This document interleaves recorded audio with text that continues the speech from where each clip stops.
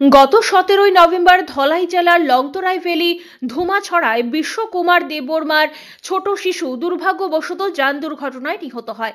শনিবার রাজ্য বিধানসভার বিরোধী দলনেতা জিতেন্দ্র চৌধুরী ওই শিশুর বাড়িতে যান এবং শোকাহত পিতামাতাকে সমবেদনা জানান। এদিন সংবাদ মাধ্যমের মুখোমুখি হয়ে বিরোধী দলনেতা জানান, ধুমাছড়ার অষ্টকুমার পাড়ার গত 17ই নভেম্বর 3.5 বছরের একটি শিশু গাড়ি দুর্ঘটনায় মর্মান্তিকভাবে মৃত্যু হয়েছে। তাদের মা বাবার কাছে এসেছি আমরা সান্ত্বনা দেওয়ার জন্য। তাদের পরিবারটি নিতান্তই গরিব।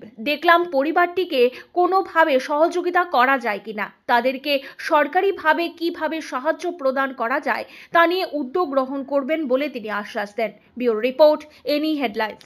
এই যে ধুমাছড়া কুতুইসা এলাকার অষ্টকুমার রাজা পাড়াতে গত 17 তারিখে একটা 3.5 বছরের শিশু একটা গাড়ির দুর্ঘটনায় মর্মান্তিকভাবে মৃত্যু হয়েছে। তাদের মা বাবার কাছে এসেছি আমরা একটু প্রবোধ দেওয়ার জন্য, এবং তাদের পরিবারকে, খুবই গরিব পরিবার, আমরা দেখেছি এরকম কোনো সহযোগিতা করা যায় কিনা, এটা অর্থাৎ গভর্নমেন্ট থেকে এরকম কোনো সাহায্যের উদ্যোগ নেওয়া হয়েছে কিনা এটা দেখার জন্য।